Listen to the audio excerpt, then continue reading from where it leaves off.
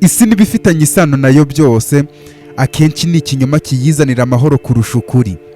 Ikinyoma nicyo gitanga umutuzo mu bihe byose ndetse kikazanira n'amahoro abantu. Kubera ko ukuri gutuma abantu badatuza kurusha uko batuza bakoresheje ikinyoma, abantu benshi bashaka kwirinda ukuri.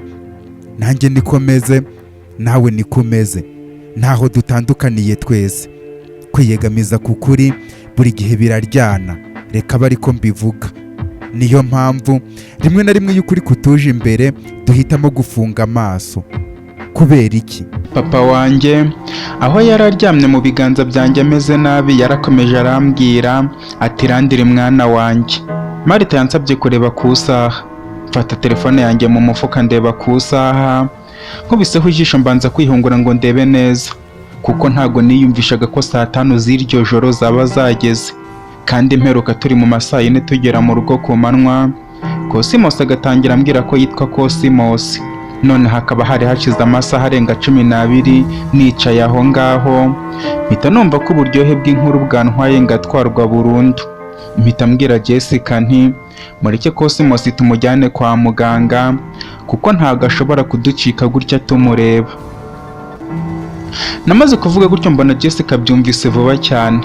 Ako kanya twese duhita duhaguruka, n'ubundi bitaro byari biri aho hafi muri company. Tugenda dutsindagiza Cosmos tumujyana kwa muganga. Twageze kwa muganga twinjiramo imbere, ariko tugeze kuri reception dusanga hari akavuyo kenshi cyane. Tubaza hano twashyira umurwayi wacu, batubwira ko ngo batari kwakira abarwayi. Tubajije impamvu batari kwakira abarwayi kandi ari ibitaro, bavuga ko nta bikoresho bafite bihagije, bityo abantu bari kwakirwa gusa n'abakiriya gusa. Nahise mvuga ko uwo murwayi tuzanye ari umukiriya nawe. Batwaka ibyangombwa bigaragaza ko byibura yigeze kwivuriza muri ibyo bitaro byibuze na rimwe. Umukobwa wari uri kubimbaza mpita mubaza izina rye, ambwira ko yitwa Lorena. Mpita mubwira ngo iryo joro riba rijya nyuma ari aho ngaho, ejo ntazagaruka aho kwa muganga.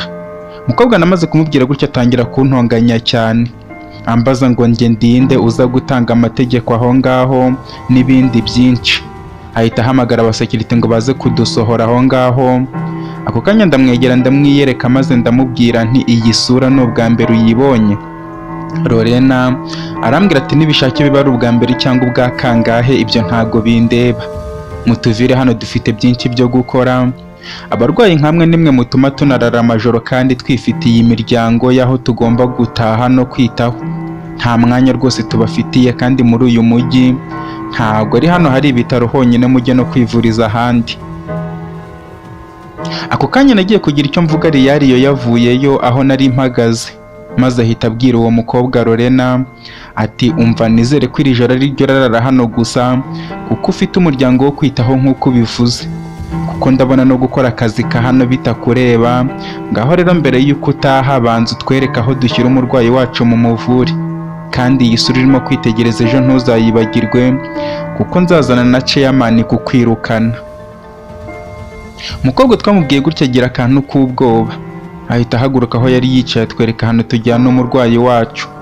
Cosmos tumugejeje mu cyumba umukobwa tubaza ibyabaye, turamubwira ahita avuga ko ikibazo ari amaraso, bityo agiye gushaka muri stock y'amaraso uwo bahuje baze bayamuhereze aze kumera neza.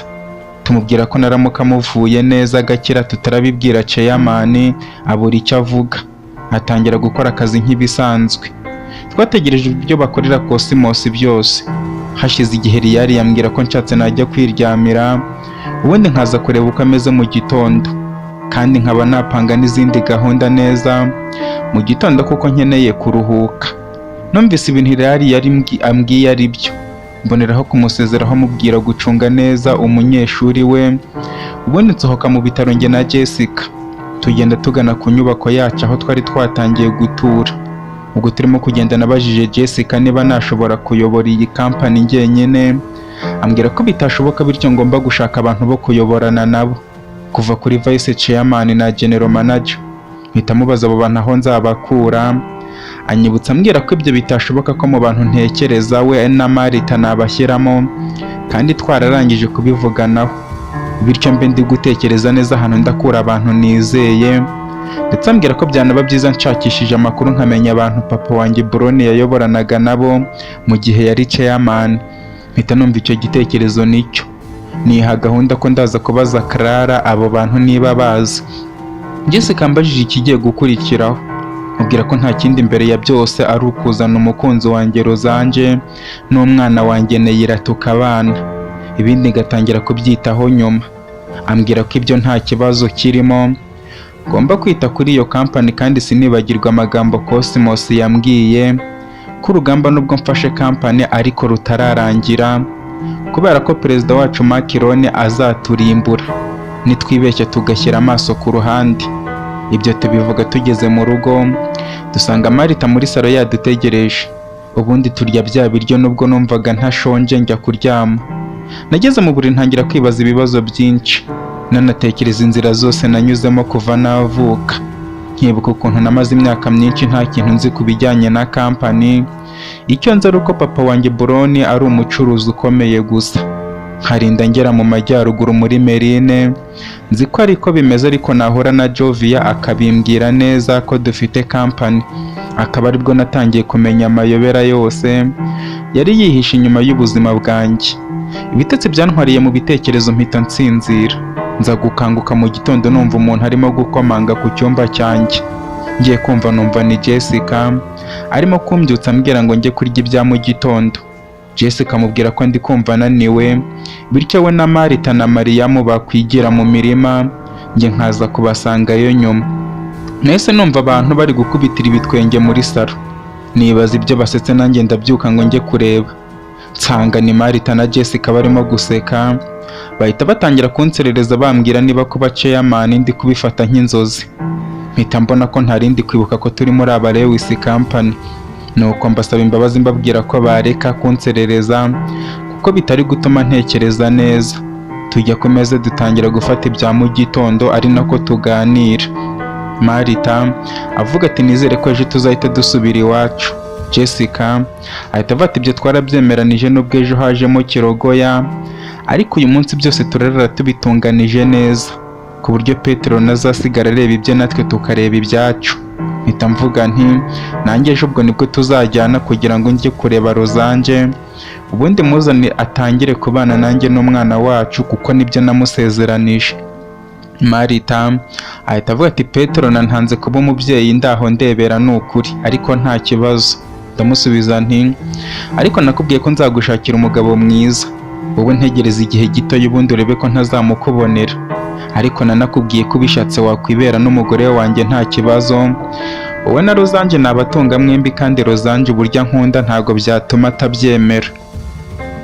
Twese twasekeye icyarimwe kubera urwo rwenya. Jessica atubwira ko hari ikintu ashaka kutubwira, atubwira ko byaba byiza uko abibona My Food Factory ya Marita nayifataniye hamwe n'aba Lewis Factory bagakorera hamwe, bityo ibyo bikaba bitarushya abantu bagira inganda ebyiri. Mubwira ko nanjye ariko nari nabitekereje, ubwo nyine Marita tumuburijemo. Marita avuga ko abonye ibyo kuyobora abirokotse amahoro, bityo ntago yabisubiramo. Ikindi kandi ari kumva yifitiye ubwoba bwo kuba akiri muri uwo mujyi kubera atonze na Sorina ndetse na Sultanis, ngo baramutse bamufashe ntago yabakira kandi yarabakinnye, bityo tugire vuba tumukure muri uwo mujyi hakiri kare. Tumubwira ko nta kibazo rwose ejo azawuvamo, nuko Jessica ambwira ko ubu nakwitegura ubundi nkajya mu kazi, we na Marita bakajya kureba Cosmos ko ndahabasanga. Ndimo gutembera mu bitaro kuko niyo gahunda. Jessica ambwiye kujya mu kazi, mubaza akazi ndajya gukora kariko. Ambaza niba ntari chairman, mubwira ko ndi we. Ansubiza ko nyine ndajya gukora akazi kanjye muri company, bityo menye uko company imeze n'ibyo ikeneye kugira ngo mbikosore. Ako kanya ahita ahaguruka aho ngaho aragenda, ajya mu cyumba. Mu kanya gato yaragaruka, aza afite ipantaro n'ishati ndetse na karuvate byiza cyane. Ubundi ambwira kujya muri dushe nkaza kwambara iyo myenda kugira ngo ave aho ngaho azi neza ko imbereye. Nahise mpaguruka njya muri dushe, vuba ngaruka mu cyumba nisiga amavuta, ubundi nambara imyenda Jessica yari amaze kumpa.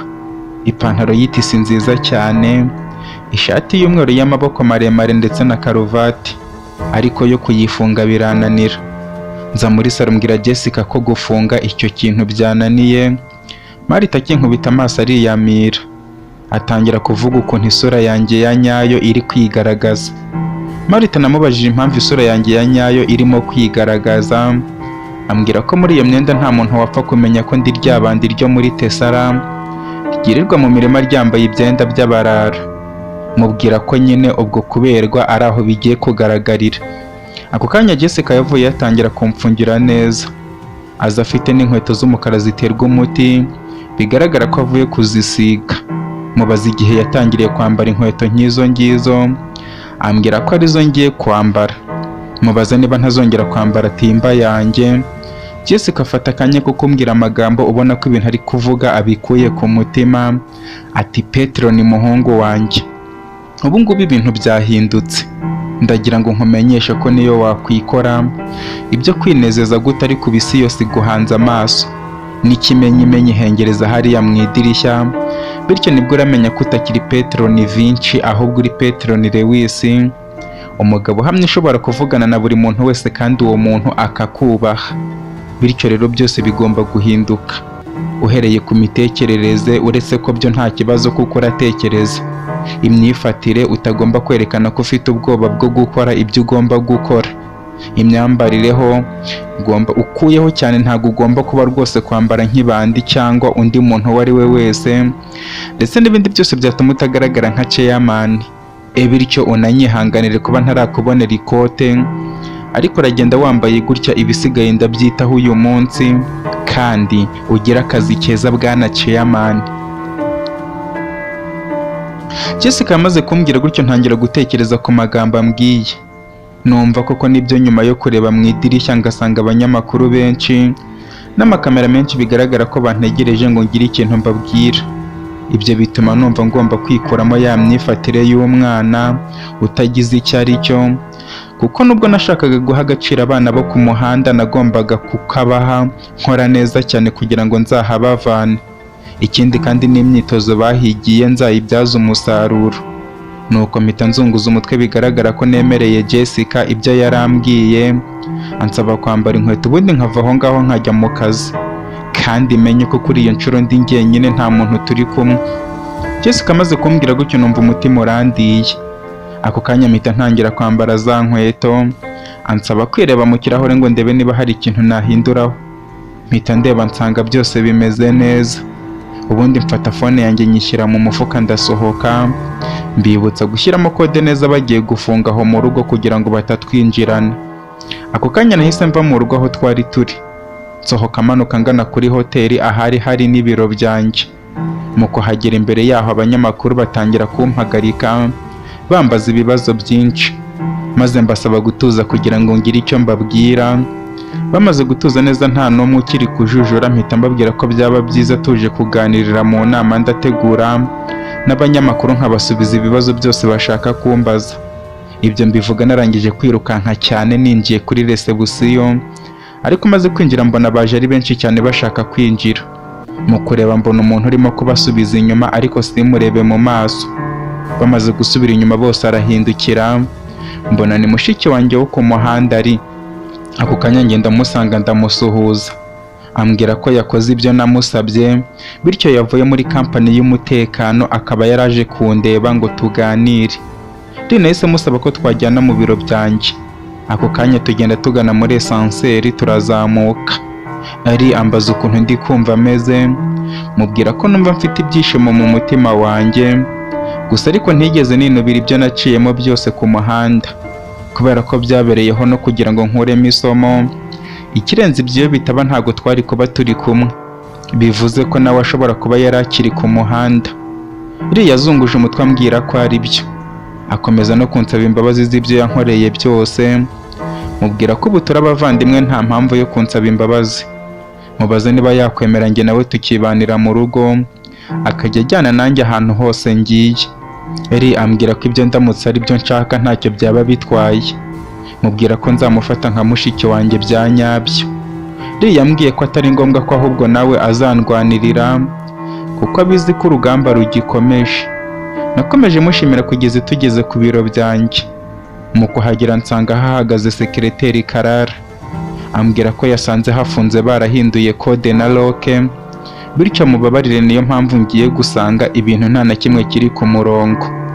Mubwira ko ibyo nta kibazo, mubwira kode, mubwira ko ubutaha nakenera kwinjira arizo azajya yinjiriraho maze agakora ibyo agomba gukora. Maze kumubwira gutyo njye nari na Karara duhita twinjira, ambaza icyo anzanira mbere y'uko dutangira gutembera, anyereka byose. Karara amubwira ko nta kintu nshaka yakwigendera nkaza kumuhamagara. Karara yahise asohoka, ariko ageze ku muryango mbaza ari niba nta kintu washaka. Ahita ndeba, areba na Karara nk'umuntu ufite ikintu arimo kwikeka. Mpita amubwira kunyegera, ambwira ko rwose uretse kwihagararaho kuva bava aho bitoreje muri kampani y'umutekano, bahise bababwira kwimenya buri wese ku giti cye. Ariko kubera ko aribwo bari bagiye gutangira akazi, akaba atari yiyubaka, bityo kuva ejo yariye saa sita gusa ku munsi ushize, niyo bamuzanira amazi akaba yayemera. Yamaze kuvuga gutyo numva ndababaye cyane, mbabazwa n'uburyo yari yihagazeho kandi ubuzima bwo ku muhanda akaba akiburimo. Bigaragara ko yari yagiye mu gucunga umutekano atari uko abikunze, ahubwo ari ukugira ngo abone uko abaho. Mpita mbwira sekireteri kumuzanira ibyo kurya, mubaza niba yarahinduye, ambwira ko akiri bya bindi. Nk'umuntu twabanye imyaka myinshi nari nzi ibiryo akunda cyane. Sekireteri ambwira ko igihe gito yarababizanye, mwihanganisha amubwira ko nta na rimwe azigera yongera kwicwa n'inzara kandi nzamurwanirira.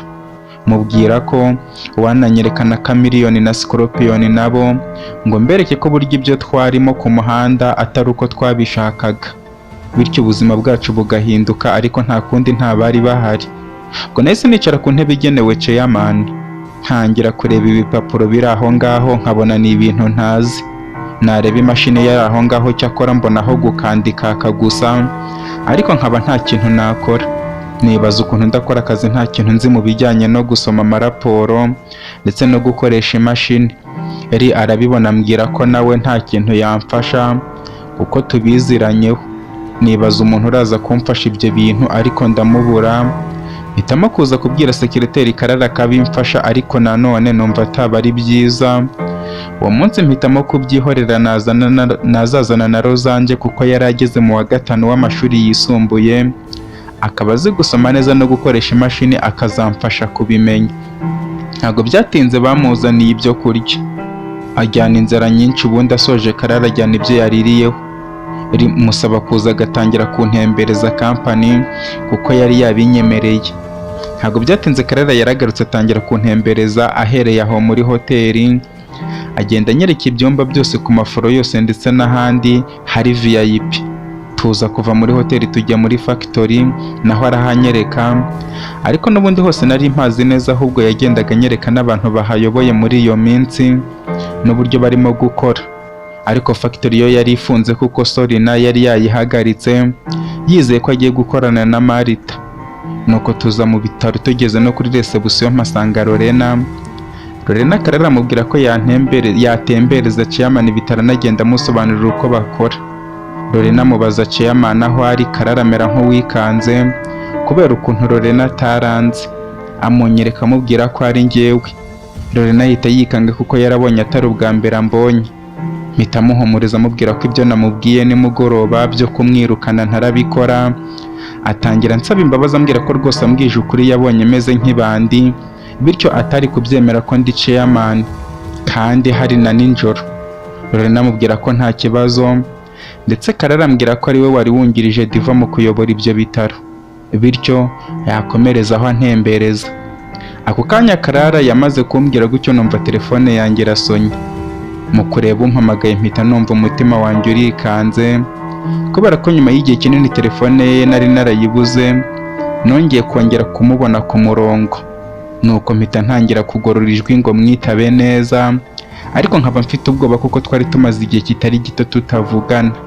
Nyuma yo kureba umpamagaye ngasanga ari Rozange. Namaze kubona Rozange ari kumpamagara, mpita nsaba Karara na Lorena, ndetse nari nkabanza nkitaba telefone. Nkimara gukanda kuri yes nshyira ku gutwi, numva afite igihunga cyinshi cyane, ariko avuze numva ijwi ntago ari irya Rozange. Mpita mubaza uwo muntu ikibazo gihari n'impamvu ari kwahagira, kuko nari nketse ko ari murumuna wa Rozange. Nuko uwo muntu mu ijwi ry'umukobwa ambwira ko naza nihuta cyane kubera ko Rosange ankeneye cyane. Mu kugerageza kumubaza ibyo ari byo n'ikibazo Rosange yagize, yahise akupa telefone. Ariko akimara gukupa telefone mpita nkurura ijwi ry'uwo muntu, numva ni umuganga umwe twari kumwe ubwo twavaga mu rugo, nkajya kureba ari kumwe na Rosange kwa muganga. Nyuma yo kwibaruka akana kanjye Neira, mpita menya ko byanga byakunda Rosange ari mu bibazo bikomeye.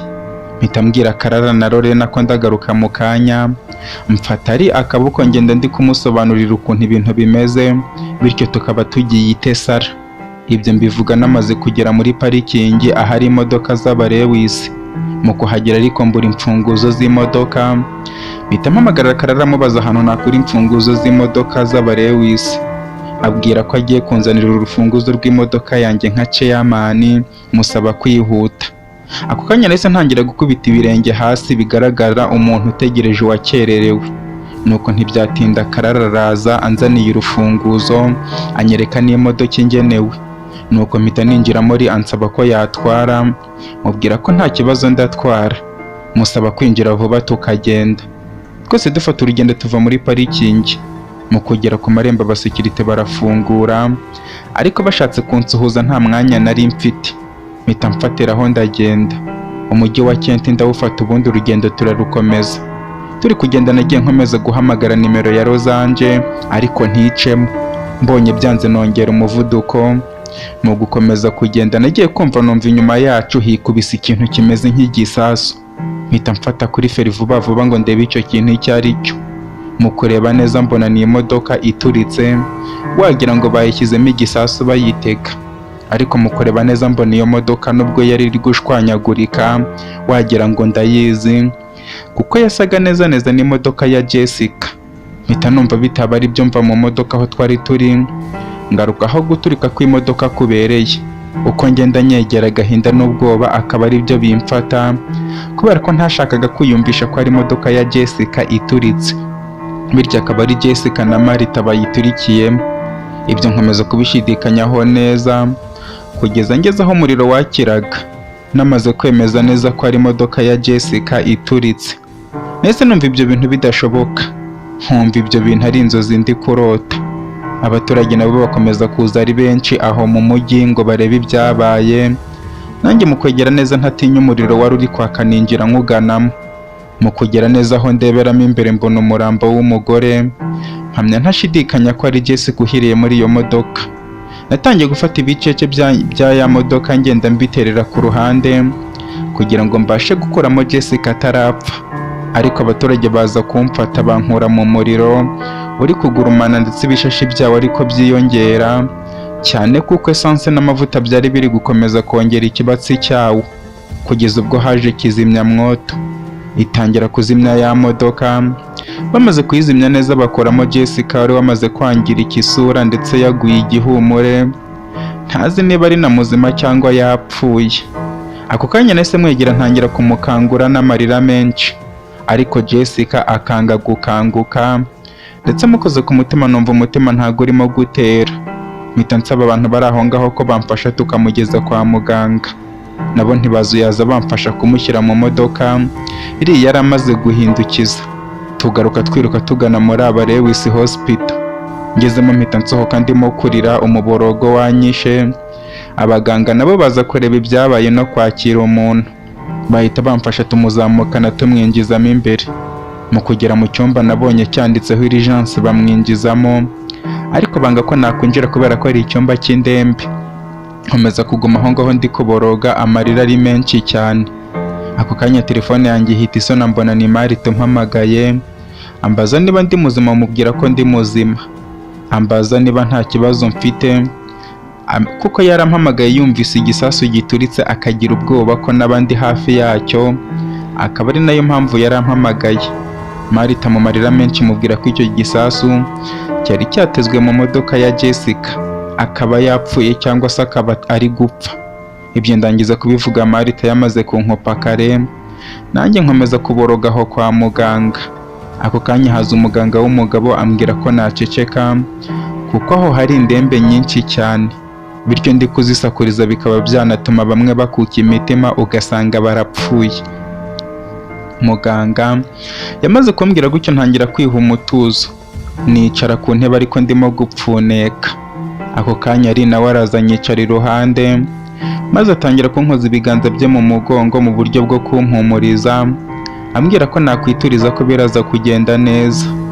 Arimbura ikintu musubiza ahubwo nkomeza gupfuneka.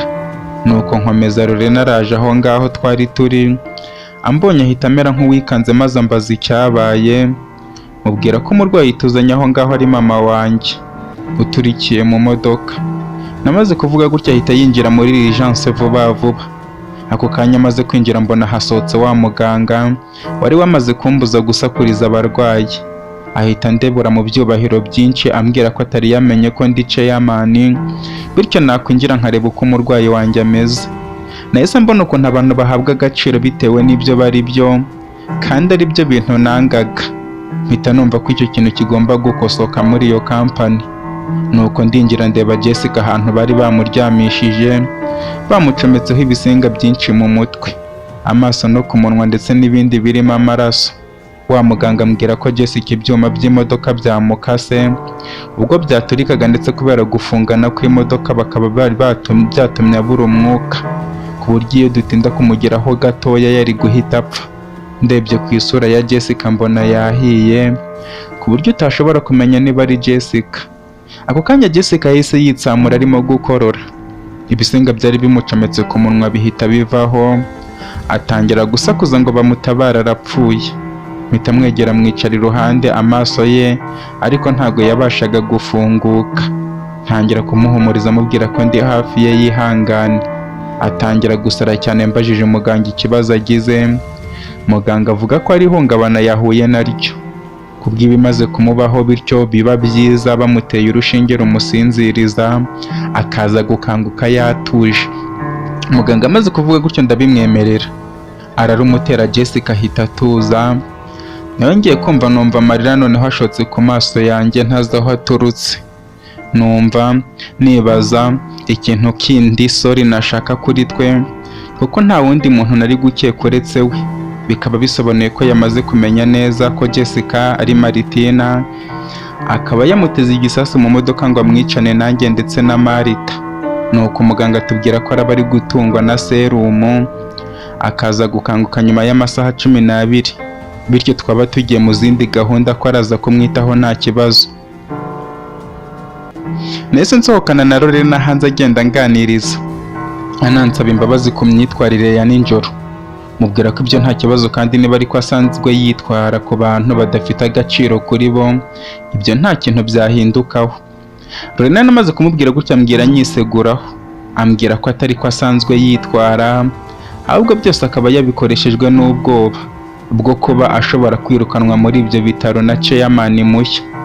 Lorena namubajije impamvu yumvaga ashobora kwirukanwa, ambwira ko impamvu ari uko abantu bose baje kuyobora iyo company bahita birukana abakozi basanzwe bagashyiraho ababo, kandi n'umugabo we akaba ari mu buroko azira kuba yarakoranye na chairman papa wanjye. Sori na yamubaza niba azakomeza gukorana nawe, akamuhakanira amubwira ko atabasha gukorana nawe, bityo ku kazi agiye kwegura.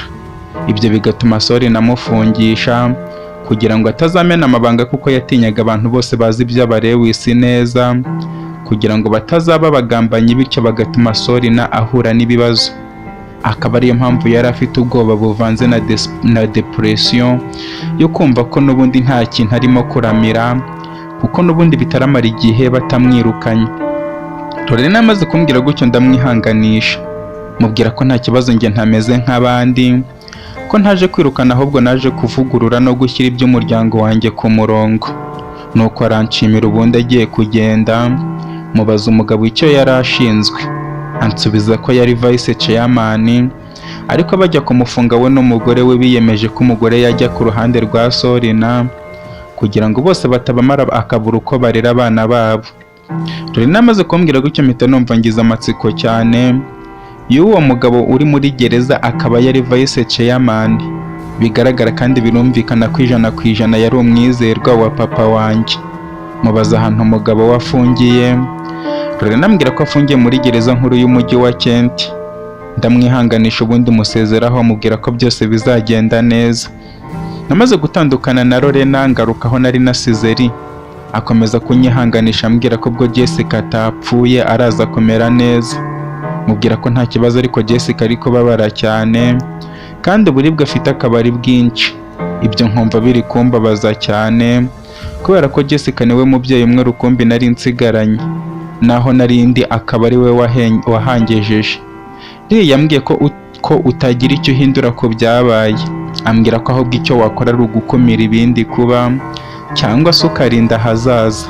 Mpita mubwira ko Sorina na Sultanis bashaka kuturimbura, bityo bishoboke ko bashobora kuba barateze ibisasu mu mamodoka yose y'iyo kampani. Lee ambwira ko ibyo nabimuharira akaza kubimenya.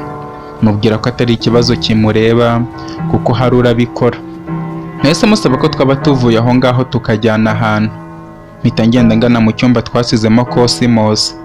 Mu kwinjira dusanga Riyari yamwicaye iruhande ndetse bari no kuganira, ubona ko Cosmos yagaruye agatege. Ibyo ndabyishimira cyane, mbwira Riyari yo ko namushakaga tukavugana akanya gatoya. Ambwira ko ibyo mubwira byose yizera ko atari akazi ngiye kumuha kuko amasaha makeya cyane araba yagiye kuko ashaka kujya muri Merine. Riyari yo namubwiye ko atari akazi gahoraho nshaka kumuha. Ambaza ibyo ari byo, mubwira ko nshaka ko asuzuma amamodoka yose yari muri iyo kampani ndetse n'inyubako yose kugira ngo arebe ko hari ibisasu bitezemo.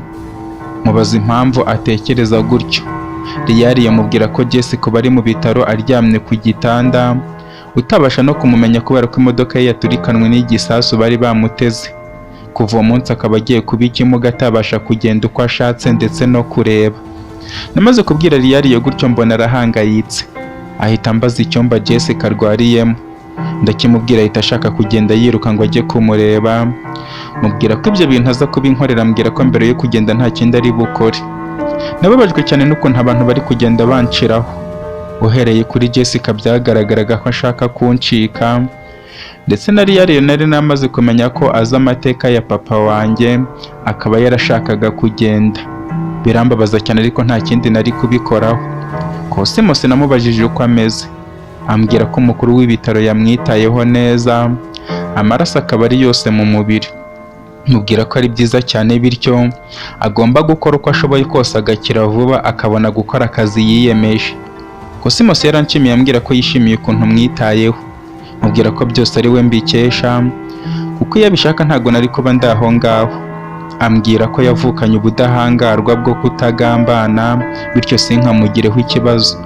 Twamaze kuvugana ndasohoka, ariko mpita nibuka ko Marita kuva nkimara kumubwira ko ari Jessica wahiriye mu modoka ntigeze nongera kumwumva. Ako kanya mpita nsohoka hanze ngo njye mu rugo kureba uko bimeze. Lee aramperekeza turagenda. Twarenze kuri hoteli tugana mu rugo. Kugera ku muryango wo muri salo tubona harafunguye ndetse harangaye. Nkajya numva ibintu biri guhonderamo imbere, ntangira kugira ubwoba ko hari abantu binjiyemo nta kabuza. Nuko ncira Lee amarenga nk'ibandi, ahita abimenya aza gahoro gahora nkurikiye. Mu kwinjira ntungurwa no kubona umugabo afatiye imbunda ku mutwe wa Marita.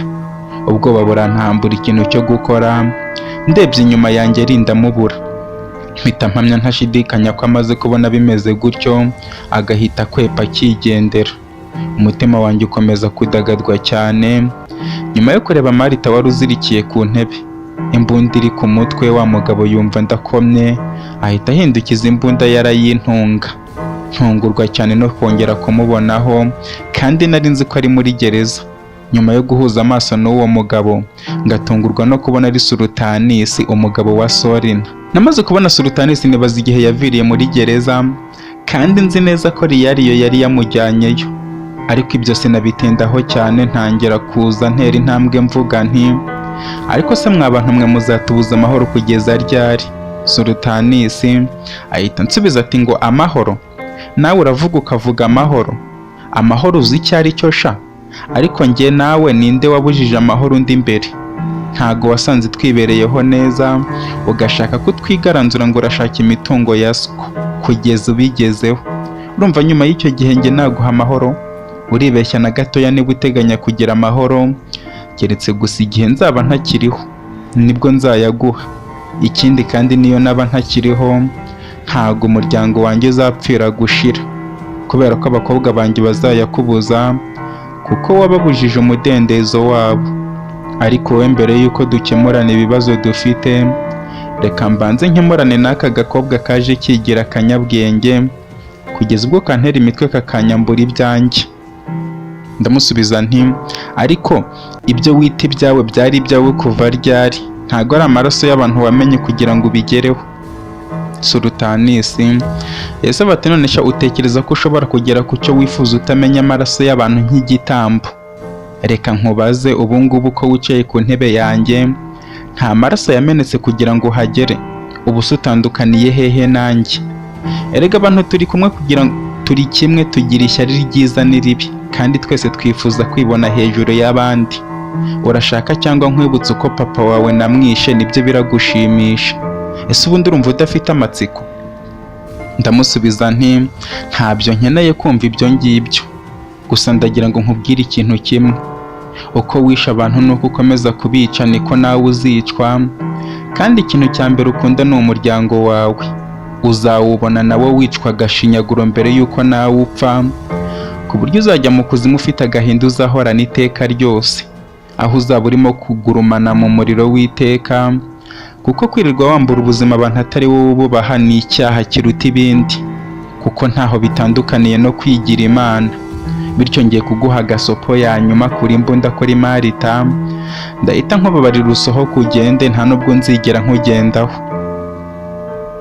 Surutanisi namubwiye gutyo mfite ubwoba bwinshi cyane, kubera ko nari mbizi ko ari umwicanyi ruharwa, akaba atatindiganya kuba yakurura imbarutso ngo yice Marita, kandi n'ubundi nicyo cyari kimuzanye, kubera ko muri kamere y'abanyabyaha iyo bari gukora ibyaha bumva bari mukuru, ariko we bamukorera agakosa kumva ahemukiwe ku rwego rw'indengakamere.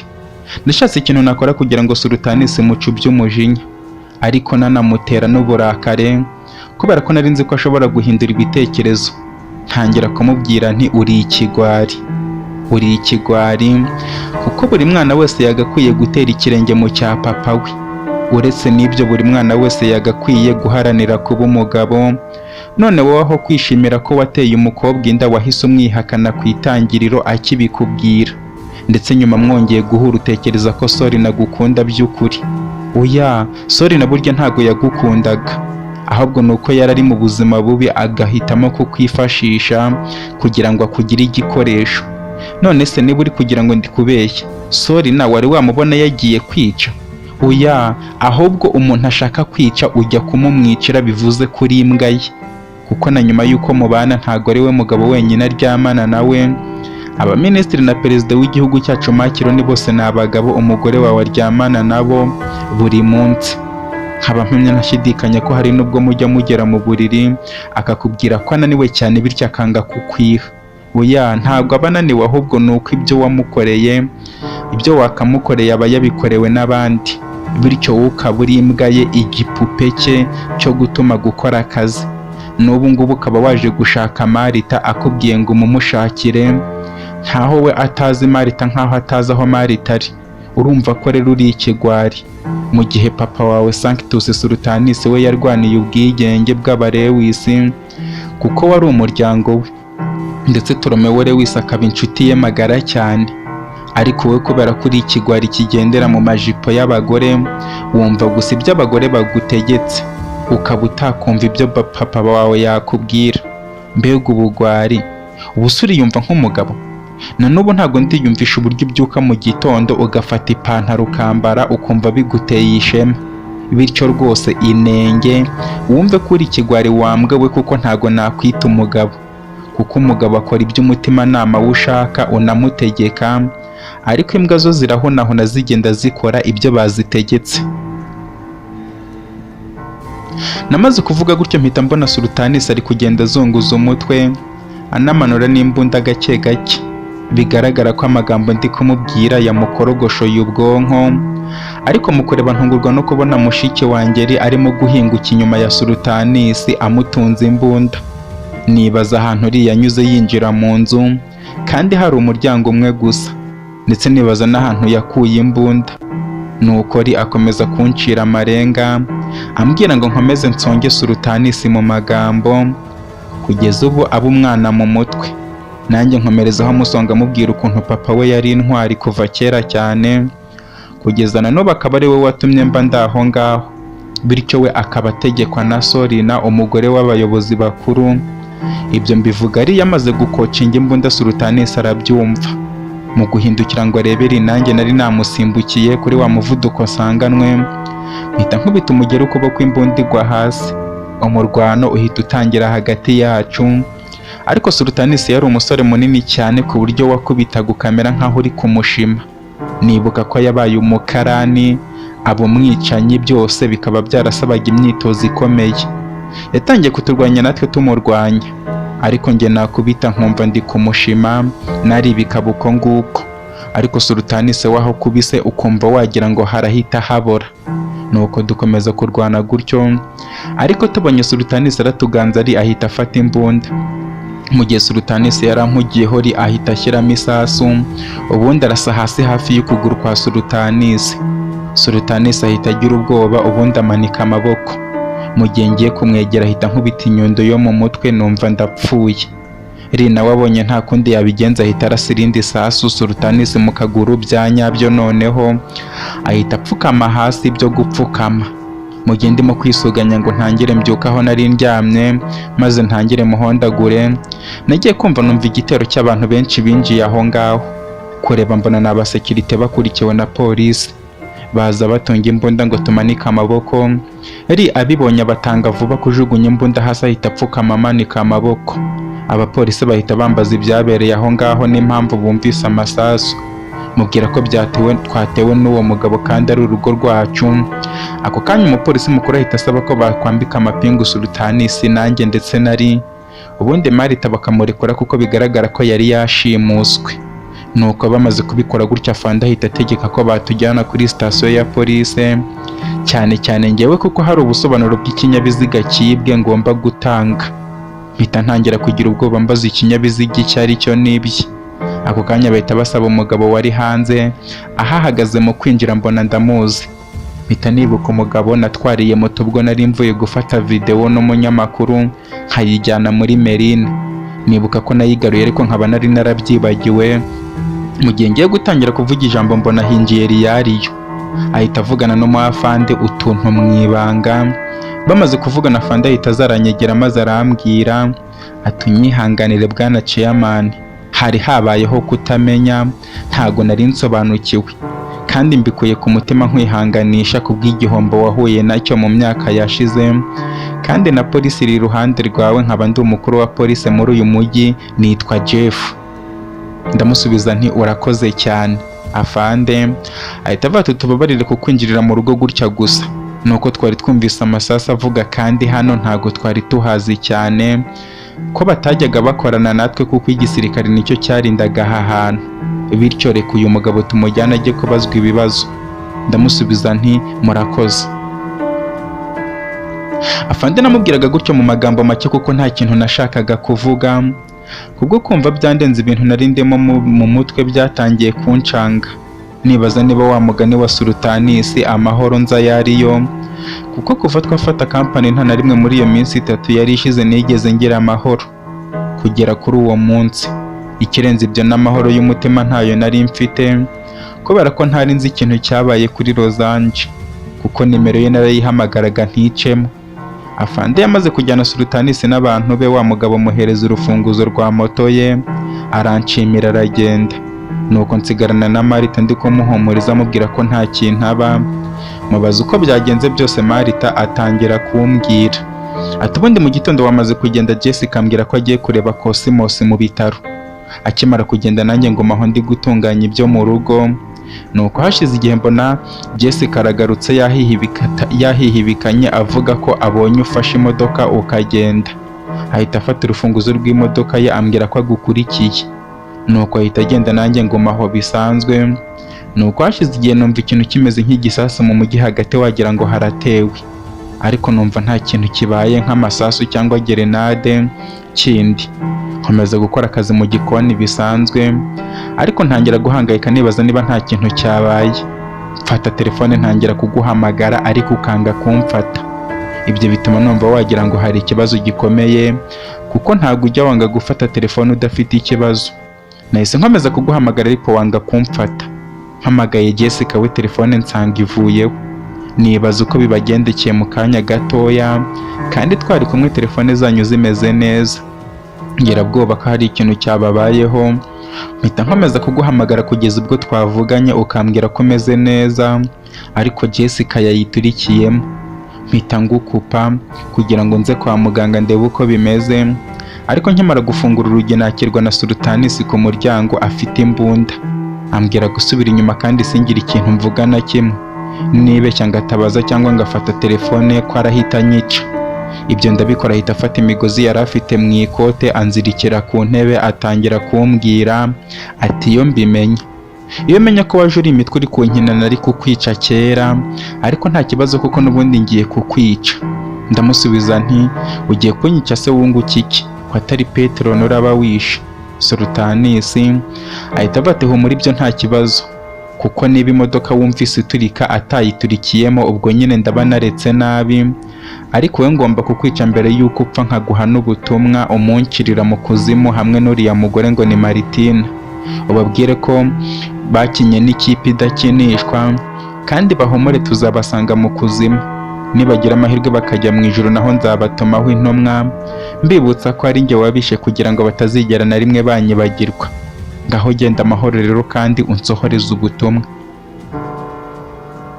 Sultanis yamaze kumbwira gutyo ubwoba buranyica, ahita ashyira amasasu mu mbunda kugira ngo andase, ariko kimara kuyashyiramo no gushyiramo isasu asigaje gukurura imbarutso, ndetse nanjye namaze no gufunga amaso, mpita numva ikintu gikomye. Sultanis ahita ahindukira ngo arebe ibibaye, nanjye mu gufungura amaso nkubona uhagaze mu muryango.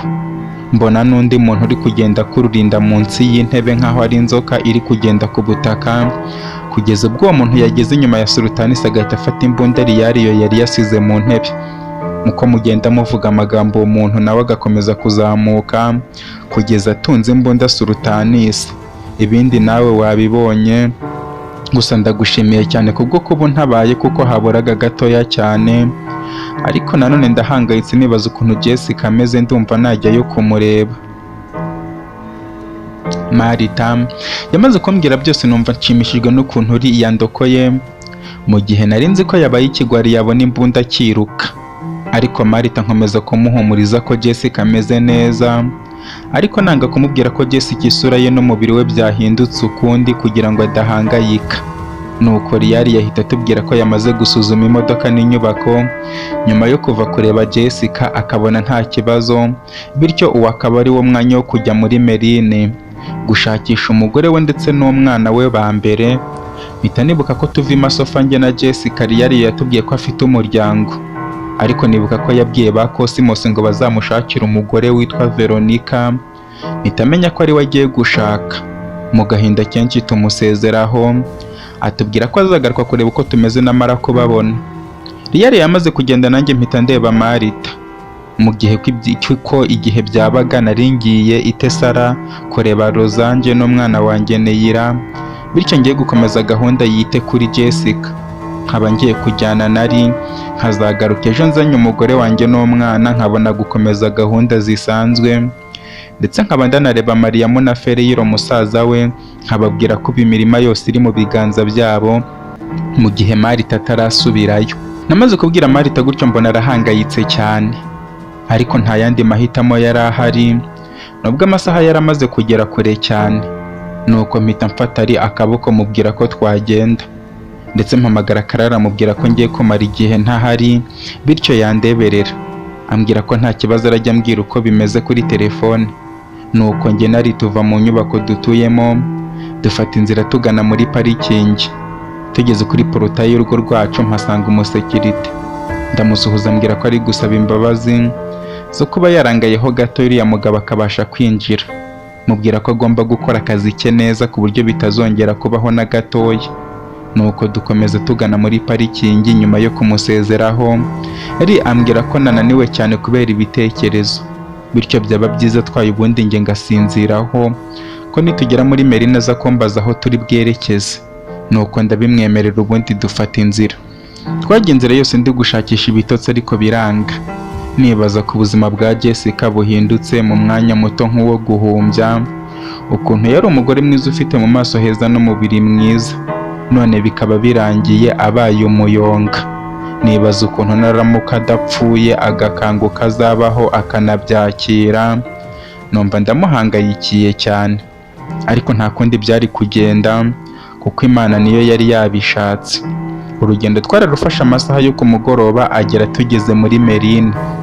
Mpita mbwira ariko twabanza kujya gushaka ibyo kurya tukabona gukomeza urugendo. Rimwereka ahantu yatwara imodoka yerekeza, tugeze imbere y'isoko ambaza ahantu tugiye kurira. Mwereka ya resitora twariragamo yari yarabaye amateka kuri njye. Yari ambwira ko bitaba ari byiza kurira muri resitora iciriritse nk'iyo kandi ndi umuyobozi ukomeye. Rimwibutsa ko kuba umuyobozi bidakuraho ubumuntu, kandi abantu bashyizeho iyo resitora bakaba batarayikoreye abakene n'abaciye bugufi, ahubwo buri muntu wese yisanga muri yo. Ikirenze n'ibyo nanjye ndamutse nyijemo nkayiriramo naba ndi guharanira iterambere ryabo. Namaze kumubwira gutya nsaba imbabazi, ubona harimo n'ibyubahiro byinshi cyane. Mubwira ko ubu nta mpamvu yo kunyubaha kuko ari mushiki wanjye, bityo ajye yibuka aho twavuye abiha agaciro kandi ntituzahibagirwe. Namaze kumubwira gutya ari nako tumaze kwinjira. Ako kanya mpita mpura na wa musore wanjye, anyakira mpamagara chairman ndetse mu byubahiro byinshi, ambaza ikintu nje kumara niba nari nje kumureba ku byo twari twaravuganye.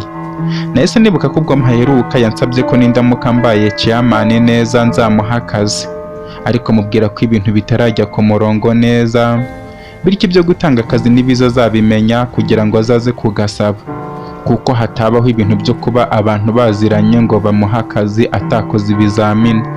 Umusore yaranshimiye ku bw'amakuru muhaye, ahita ansezeraho ambwira ko agiye gukomeza akazi. Mubaza impamvu ari kunsezeraho atambajije ibyo atuzanira. Umusore biramutungura cyane ko nza kurira muri iyi resitora kandi narazamutse mu ntera. Mubwira ko ndi chairman nta kintu byampinduyeho, ahubwo anzanira ibyo azi ko nsanzwe mfata, nari amubwira ibyo afata. Umusore ibyishimo byaramurenze ahita ajya kubizana. Turarya ubundi turishyura tumusezeraho dukomeza urugendo. Ijoro ryaguye turi mu nzira tugana i Tasara, ku buryo twahageze saa 2 za nijoro. Mbona nta hantu nahera njya kwa Rozange, niha gahunda yo kurara mu rugo ubundi nkajya kumureba mu gitondo ababyeyi be bagiye mu kazi. Twageze mu rugo tuvuzeho ni ku gipangu. Mariyamu wari uzi ko dufite imodoka za gufungura. Twinjiza imodoka ubundi arongera arafunga, tuvamo turamusuhuza ubundi twinjira mu nzu.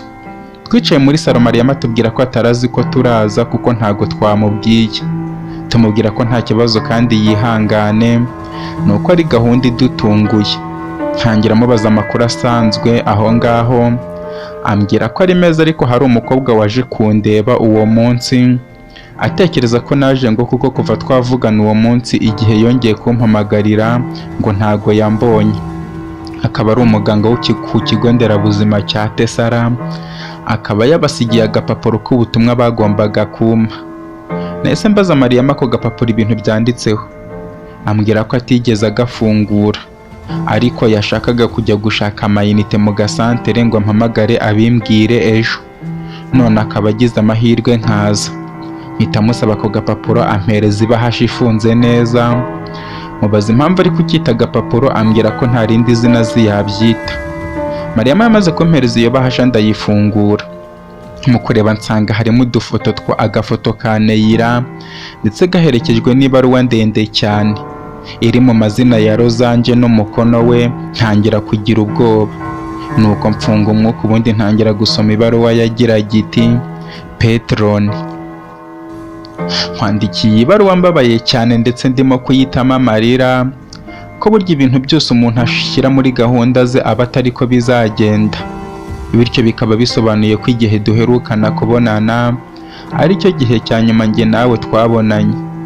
Ntago nzigera nibagirwa izina Petron na rimwe, ntago nzigera nibagirwa urukundo wampaye, ntago nzigera nibagirwa uburyo wanyitayeho, bikanarenga ukananyitangira ugakora byose ukora ari njye utekereza kugira ngo nzabeho neza njye n'umwana wacu Neyira. Ntago nzigera nibagirwa uburyo uri umugabo uhamye, Ntago nzigera nibagirwa uburyo urinda isezerano ryawe. Ntago nzigera nibagirwa uburyo ukora byose n'umutima mwiza, ndetse nkaba ntazibagirwa umutima mwiza wawe ugira, ndetse ukaba n'intwari kuko ukora ibikomeye gusa. Kuva mu bwana bwawe ukaba uri umuntu w'umugabo, kuko wahanganye n'ibikomeye gusa kugeza ubitsinze. Ariko nanone nkaba ntazibagirwa igikomeye nguteye ku mutima, kubwo kuba njye nk'ibyizere byose wari ufite ndetse n'ibyiringiro byawe bitagishobotse ko mba ndi kumwe nawe. Ndetse nkaba ntazibagirwa uburyo wampaga umunezero, wampaga nkanyurwa. Ntago nzigera nibagirwa umunsi wa nyuma duherukanye, umbwira ko ugiye kurwana intambara ya nyuma, ugahita uza kundeba tukajya kwiturira mu mudendezo wacu twembi. Ntago nzigera nibagirwa ya sura ya nyuma wanyeretse, ubwo ababyeyi banjye bari banyicaye iruhande bantoteza bambwira ko amahirwe yanjye yose y'ubuzima nayitesheje, ubwo nabyaraga icyo cyana kiri kumwe nanjye. Nkaba mpamya ntashidikanya ko ubu ngubu niba uri gusoma iyi baruwa nawe ugiye gutangira kuyisukamo amarira kubera ko ari njye waruhiye, ariko ku iherezo ukaba ugiye kubaho utazi ahantu ndi. Nanjye ntago nzi ahantu banjyanye, ariko iteka ryose nzahora ngusabira. Ntago nzi niba nanjye tuzongera tukabonana, ariko uru rwibutso rw'ubuzima bwanjye kuva mu bwana, kubera ko nta wundi mugabo nzi uretse wowe.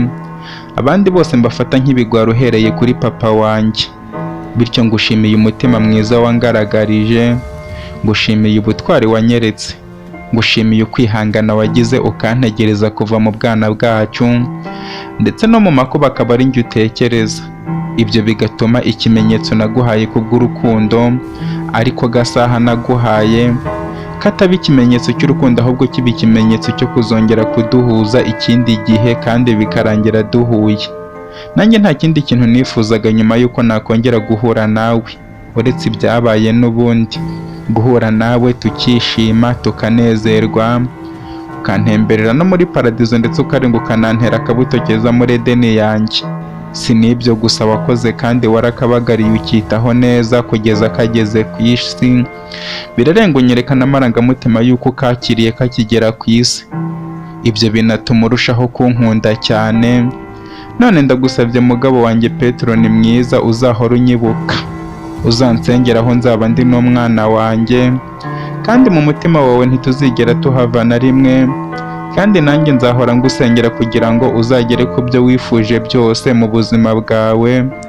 Kandi ikirenze ibyo ndagukunda cyane, Papa Neyira. Namaze gusoma iyo baruwa ndi gutama amarira. Rina Mariya mubambaza ibintu nsomye ku buryo byatuma ndira bingana gutyo. Buri kintu mbasubiza mpita mpaguruka ku ntebe, ubundi mfungura umuryango wo muri salo nsohoka hanze mu gipangu nacyo ndagifungura.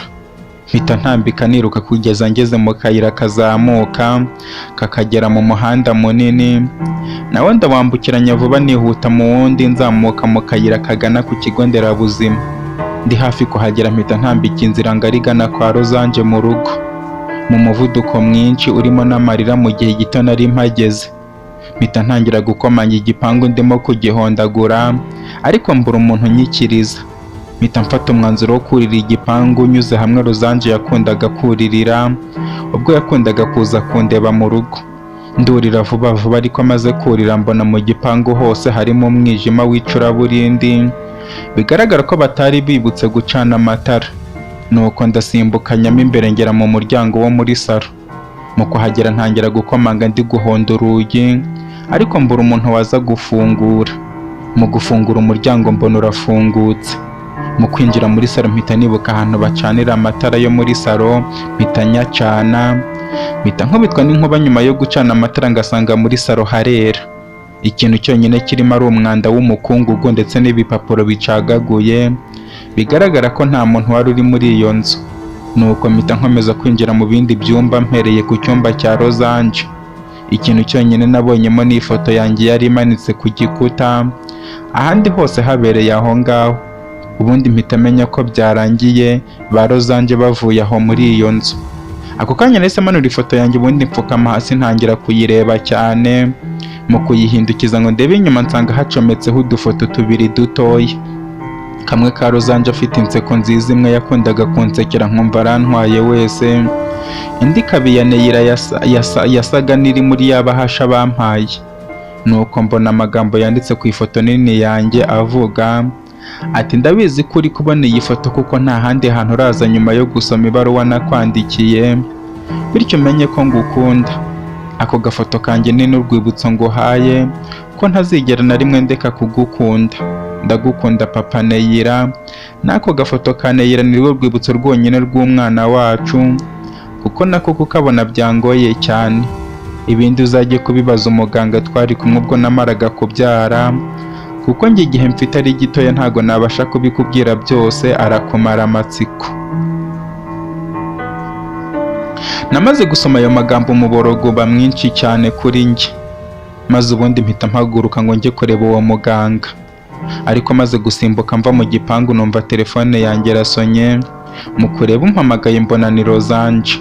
Mpita mwitaba vuba vuba cyane maze ndatangira ndamubwira nti Rozanje, mama Neyira, nizere ko utankora ibi bintu, kubera ko kukubura mu buzima bwanjye ni igihano gikomeye. Wowe n'Imana mwaba mumpaye kandi kikankomeretsa umutima cyane. Warabizi ndagukunda no kurusha ibindi bintu byose narwaniye nkanaharanira. Ntago rero nabasha kubaho ntagufite.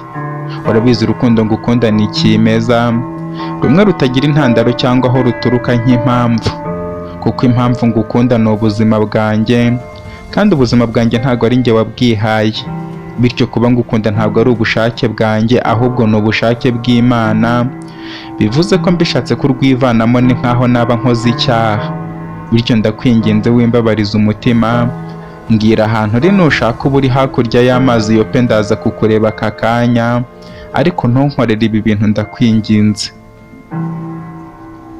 Namaze kubwira Rozanje gutyo aceceka akanya gatoya, nanjye ntegereza ko ambwira aho aherereye ngo njye kumureba. Nuko numva ijwi ry'umukobwa utari Rozanje ambwira ati Rozanje ntabwo uzongera kumubonaho, ahubwo ejo uzaze kundeba kwa muganga nkubwire byose uko byagenze. Uwo mukobwa yamaze kumbwira gutyo mubaza uwo ari we. Ambwira ko ari wa muganga wari kumwe na Rozanje mu minsi ishize ubwo twaherukanaga. Mubaza aho ari ngo njye kumureba ako kanya, ambwira ko ari mu rugo yatashye atakoze, bityo nazajya kumureba mu gitondo ageze ku kazi. Nahise mubwira ko ibyo bitashoboka, bityo ambwira aho ari njye kumureba igitaraganya. Umukobwa ambwira ko yamaze kuryama kandi ababyeyi be barahari, bityo bitaba ari byiza ko yababyutsa. Mubwira ko ibyo by'ababyeyi be no kuryama kwe bitandeba. Ambwira aho ari kuko byatuma amenya Rozanje uko bimeze, bityo nkamenya aho ari kwerekeza nkajya kumureba ataragerayo. Umukobwa yakomeje kumpakanira, nanjye ntangira kumukanga, mubwira ko Rozanje nagira ikintu na kimwe aba ari we nzabishinja. Nkomeza kumuhatiriza kugeza ndangiye iwabo, mpita mva kwa Rozanje ubundi ngenda ngana ku rugo yarandangiye. Mu kugera hanze yarwo ku muryango w'igipangu nsanga hari umukobwa uhahagaze, yambaye agakanzu ko kurarana k'abakobwa ndetse hejuru yitwikiriye akandi cyenda k'agatambaro. Mubaza niba ari wambwira ko ari we, keretse niba ntamwibuka. Ako kanya nahise nshinga amavi nyarimiriza ku butaka, ndamubwira kandi mbabaye cyane mvuga nti ndakwinginze mushiki wanjye mfasha, mbabarira umbwira ahantu nakura Rozanje n'umwana wanjye Neyira, kuko navuye mu murwa mukuru icyenda ari bo nje gushaka, ariko nakirwa n'ibaruwa ya Rozanje ari kunsezeraho. Bityo ndakwinginze mfasha, nzagukorera icyo ushaka cyose, nushaka uzaze nguha akazi muri Abarewisi Hospital, ariko ndakwinginze mbwira ndakwinginze. Umukobwa namaze kumubwira gutya arampagurutsa, ambwira ko atari ngombwa kumupfukamira, kuko n'ubundi kuba yemeye gusohoka aho hanze nuko yashakaga kumbwira byose ukuntu bimeze, nk'umukobwa w'inshuti ye Rozanje yabikije amabanga yose. Nahise mubaza aho amabanga ya Rozanje yamubikije ntazi. Ambwira ko nta kidasanzwe nzi, ariko byose akaba agiye kubimbwira binsubiriramo kugira ngo numve neza impamvu Rozanje yagiye. Bikaba binagoye cyane kongera kumubona ukundi.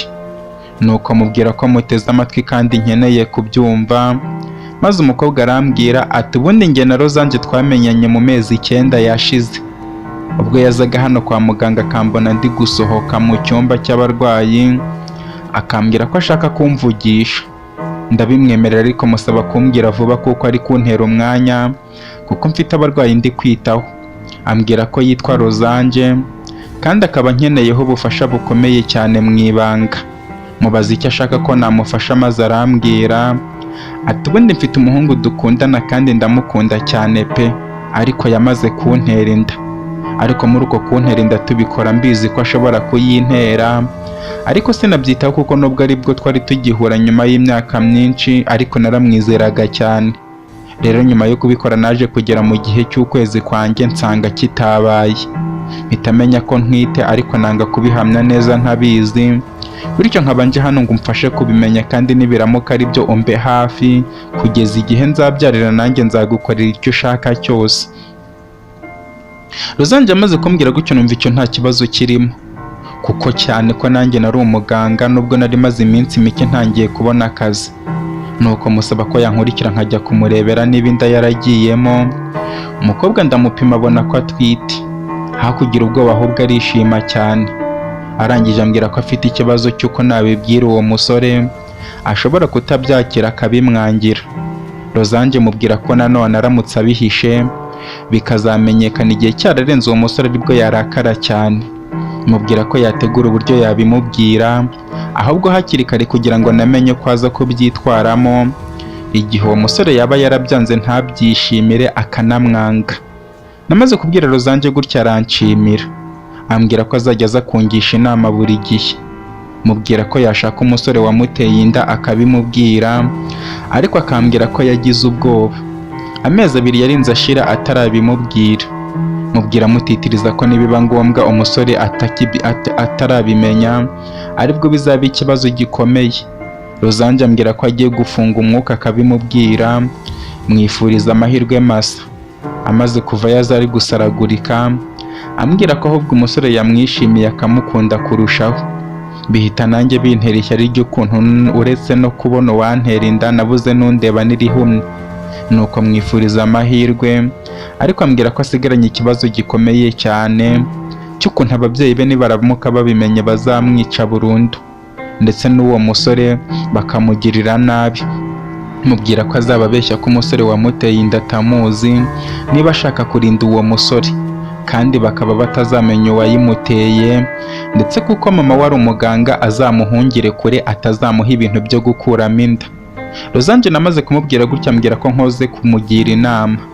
Tukajya dukomeza kuvugana kuri telefone, ariko hashize iminsi mike ambwira ko ababyeyi be bamuvumbuye, bityo akaba basaze bari guhiga umusore wamuteye inda. Mwibutsa ko agomba kubabeshya kugira ngo batazafata uwo musore papa we akamugirira nabi. Nuko Rosange ambwira ko nawe ariko yabigenje, ko yabeshye uwo musore ko yamuteye inda mu kabyiniro.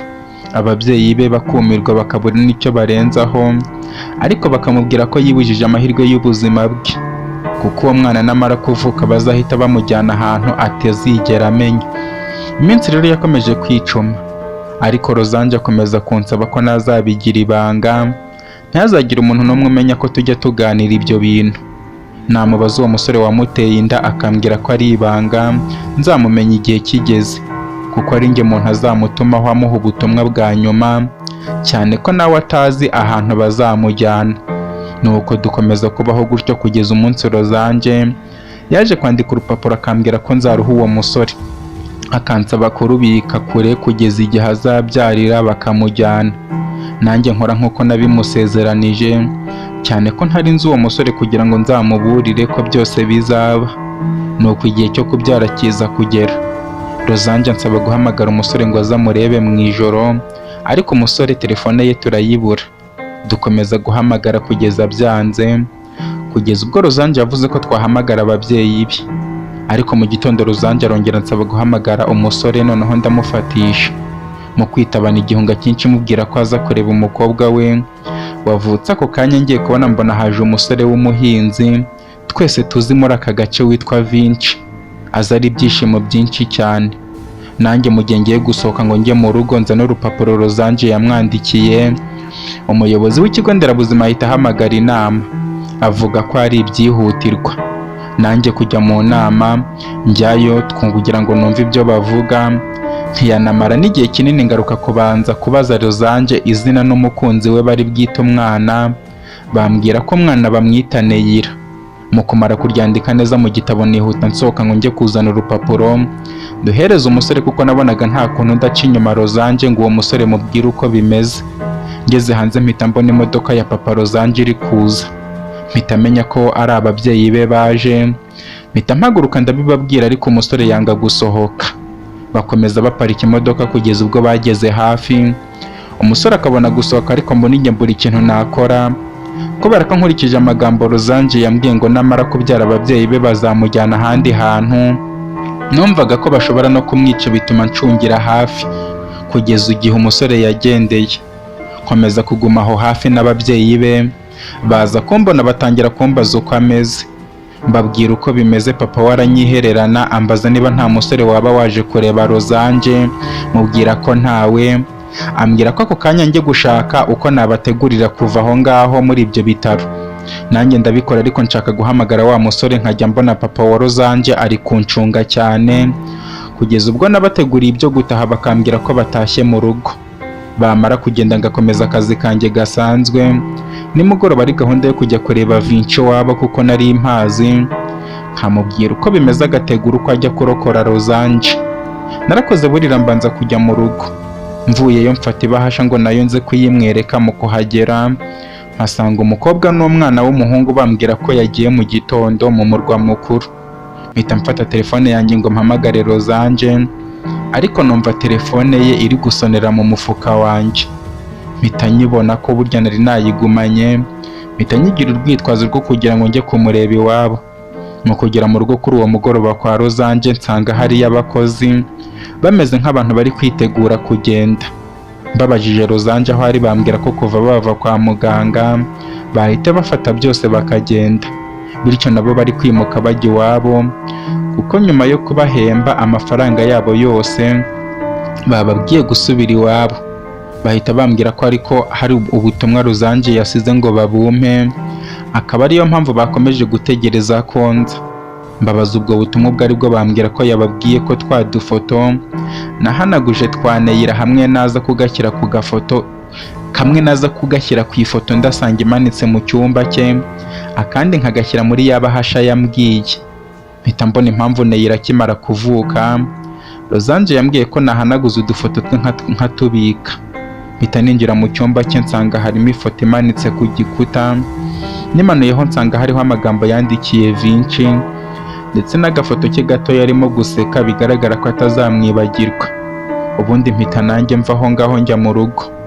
Mu kugera mu rugo ababyeyi barantonganya cyane, bambwira ko kuba narabaye umuganga bitampa uburenganzira bwo gukora ibyo nshaka byose, bityo saa 11 akazi nikarangira ngomba kujya mpita ntaha. Mbasaba imbabazi ubundi ninjira mu rugo. Mpita mbona ko ibyo Rosange yashakaga byabaye kuko nananiwe kuburira Vinci hakiri kare, ariko n'ubundi ntago byari inshingano zanjye. Ariko nkomeza kubitekerezaho neza nsanga narakoze amakosa. Uyu munsi nza gufata umwanzuro wo kongera kumuhamagara aramfata, nkeka ko wenda arazi iwabo nkamubwira ibyo byabaye byose. Ariko ngezeyo nimugoroba nsanga ntago yaje, nibaza impamvu nanjye nkomeza kugira ubwoba ko papa wa Rosange yaba yamugiriye nabi. Mpitamo gusiga ibaruwa nyisigira umukobwa wabo. Ubundi ngaruka mu rugo bisanzwe ndaryama, ariko numva ngomba guhamagara Vinci ngo mubaze niba urwandiko yarubonye, ngo murangire aho narusize, aribwo yahise ntakambira ngo mubwire uko byagenze byose, akantitiriza ngo mubwire aho ndi nkahamubwira. Ngahita mbyuka n'agakanzu ko kurarana kanjye nkagereka aho akenda ngo kandinde imbeho, ngahita nza ngahagarara hano ku muryango ubundi nkajya kubona nkabona uraje, bityo ngatangira kukubwira byose ahubwo bimwe wari ubizi. Ariko nkubwije ukuri Vinci ntago nzi ahantu Rosange ari nayo mpamvu nakubwiye ngo ntago uzongera kumubonaho, wihangane. Uwo mukobwa w'umuganga yamarangije kumbwira gutyo narize ndetse amarira arakama ndanihanagura. Nta kintu mubwiye musaba ko yampa telefone ya Rosange arayimpereza. Mpita manuka nerekeza mu rugo iwacu, nta n'ikintu na kimwe mubwiye. Ngeze ku gipangu ndakomanga baza kumfungurira. Mariya ambaza impamvu nagarutse njyenyine kandi twagiye turi babiri. Mpita numva ko yaje nkurikiye ariko sinabyitaho kuko n'ubundi yaza kumbura nari mbizi ko nta handi yajya uretse kugaruka aho ngaho yavuye. nahise mbwira Mariyamu gusubira mu nzu naze gufungira igipangu ndetse n'umuryango wo muri salo, ubundi mpitira mu cyumba cyanjye nirambika ku buriri ntangira kurira bushyashya, nibaza impamvu Rosange yahitamo kunsiga muri ubwo buryo nta n'ikintu na kimwe ambwiye, ndetse ntaname n'ikimenyetso kigaragaza aho agiye ngo basi njye kumushaka.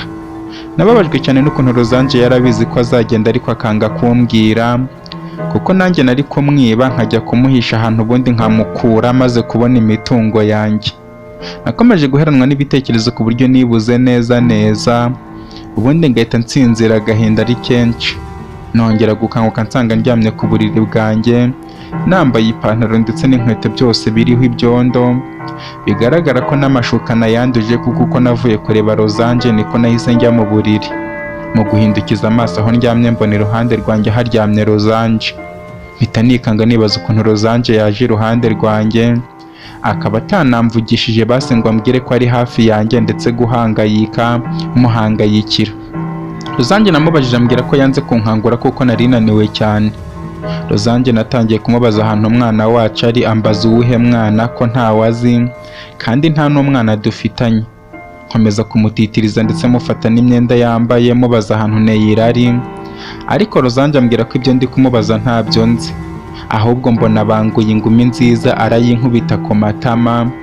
Mpita ngarura ubwenge neza mbona umuntu twari kumwe atari Rosange ahubwo ari mushiki wanjye wo ku muhanda ari